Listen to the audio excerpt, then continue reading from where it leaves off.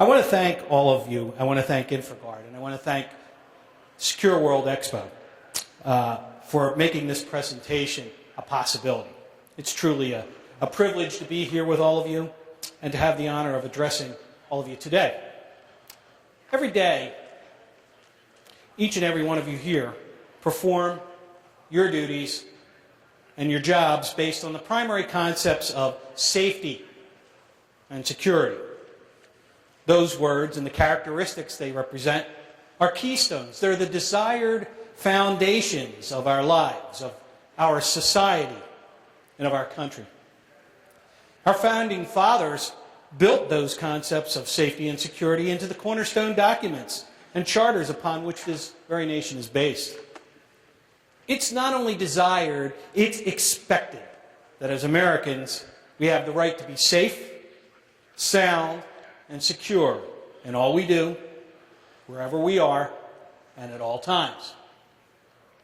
It's this desire, this expectation that makes what all of you do so important and what affords you the extreme challenges that you face every day. I don't need to tell you how difficult it is to live up to those expectations and to establish the levels of life safety and site and job security, and yet, despite that, despite years of world conflicts, despite the Cold War, and even domestic upheaval, we as Americans felt we had achieved a level of safety and security upon which we could depend and be assured. Until that morning. A morning unlike any other we had ever experienced and unlike any we ever want to witness again. On September 11, 2001, every concept and every confidence we all had in all our levels of impenetrability, invulnerability, security, and safety were not only challenged, they were dashed. In the tumult of that morning, our confidences and securities were shattered, and our strength as a people and as a nation were tested like it had never been tested before. But in testimony to all that you do as professionals and all that we are as Americans, we accepted that challenge almost immediately and began to find a way to once more wrap ourselves in a cloak of safety and security, except now in a whole new way on a brand new day. As was mentioned, I was on the 105th floor of 2 World Trade Center, the South Tower, when the events of that day began to unfold. So this morning, I want to share with you my experience of that day and the lessons I learned as a result of what I saw and what I felt. And when I got to the Trade Center station and went upstairs into the lobby of the building, the security folks in the Trade Center by that time were really good. The 93 bombing made sure of that. And when they saw somebody walk in that they kind of knew didn't belong, they were real good about waving you over and saying, come on over, you got to go through security, you got to sign in. And that's exactly what you needed to do. You went through a security line, they took your picture electronically, and then they transferred that picture onto a plastic card, which then in turn became laminated. And on that card was your name, the floor that you were going to go visit, the company that you were going to visit, how long that pass was for, and a barcode. Swiped our way through and made the choice. We were on our way to 105 in the South Tower. So we went up the express elevators to 78, switched over, and got up to 105. We got to the 105th floor, and Mary Weeman, the woman that had shamed me to come to this meeting, was there to greet us.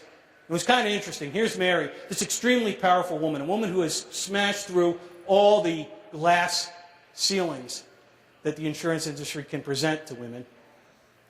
Here she is, and we get off the elevator, and she's standing with Murphy's Oil soap in one hand and a rag in another. This was not Mary. She was not Susie Homemaker. But this was an important meeting for her. We were going to meet the folks from Pfizer. There were going to be 54 of us, all insurance executives, all big people to make big decisions on whether we wanted to write the fire insurance for Pfizer. How ironic is that? We had our meeting in an internal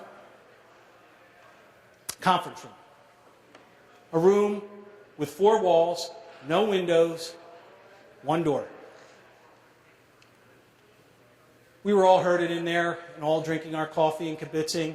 The meeting was set to commence at 8:30, and there's never been an insurance meeting ever that's ever started on time. This day was no different. And at 8:48, the lights flickered. That's it. We didn't hear anything. We didn't see anything. We didn't sense anything.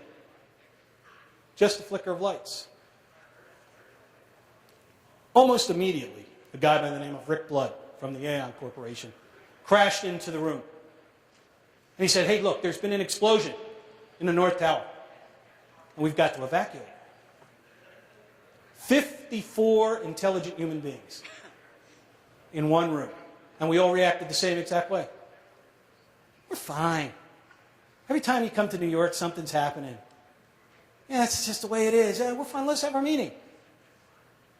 And Rick looked at us and he kind of had a little forlorn look in his face and a little smile. He said, no, you don't understand. I'm a volunteer fire marshal for the 105th, 104th, 103rd floors. And I can't leave until all of you leave. And I want to leave. And he convinced everybody to get out of that room. And I know he got everybody out of that room because I was the last guy out. So he escorts 54 of us over to the nearest fire stairwell and proceeds to tell us how we're going to walk down 105 flights of steps. You can imagine how happy everybody was about that. And what was kind of interesting was everybody did the same exact thing. They reached into their pockets, their left or their right hip or whatever, and they pulled out their cell phone. They were about to call somebody to bitch and moan about the fact that they couldn't have their meeting. And something really, really interesting happened when we did that. These didn't work. The North Tower housed the main cell tower for all of southern Manhattan. Cell service was virtually gone. There was no communications. And so here are all these nicked off insurance executives on the 105th floor trying to call whomever, and now they're doubly PO'd because they can't get somebody. And you think, boy, that's a funny reaction, huh? But you've got to understand, each and every one of you knew way more what was going on outside and inside those buildings than any of us who were right there. We had no clue. Not a clue. So off we went down the steps. And at the 90th floor, the door was propped open. And everybody's filing out onto the 90th floor. I know better, right? I followed them out. I didn't know whether I needed to go to another fire stairwell, get to another part of the building. I wasn't familiar. So I followed everybody out and experienced what I believe is the worst 30, 40 seconds of my life. Because that's the chance we had for the first time to look out the windows to the north, to see the North Tower. I've never seen anything, and I hope to never see anything like that again in my life. Gaping black holes in the sides of the buildings. Gray and black plumes of smoke billowing out of those huge holes. Flames redder than any red I'd ever seen, licking up the sides and beyond the top of the building. We could see, if you remember, it was a crystal clear September day. It was a beautiful, picture-perfect day. And we could see through all that smoke and all that fire. And we could see into those large holes. And we could see the fuselage of a large plane lodged in the building. And I remember thinking to myself at that very moment, my God, how could that pilot miss? And the fact of the matter was, he didn't miss. He didn't miss. And to see all that, and to see paper, furniture, people being pulled out of the building against their will. It was an unbelievable, gruesome, awesome sight. I just wanted to go home. I didn't want to be there. I was afraid. And I turned around to go back to the fire stairwell. Lud Picaro from the Zurich Insurance Company, huge, hulking man, guy that I had known for years, played middle linebacker for the University of Pittsburgh. Big guy, and I almost knocked him over when I turned around to run back to the fire stairwell. And he said, "What are you going to do?" And I said, "I'm getting the hell out of here. What are you going to do?" He said, "You know what? That's a good idea, except before I go, I'm going to use the men's room." That simple decision cost Lud his life that day. That simple decision. When I got back to the top of the fire stairwell,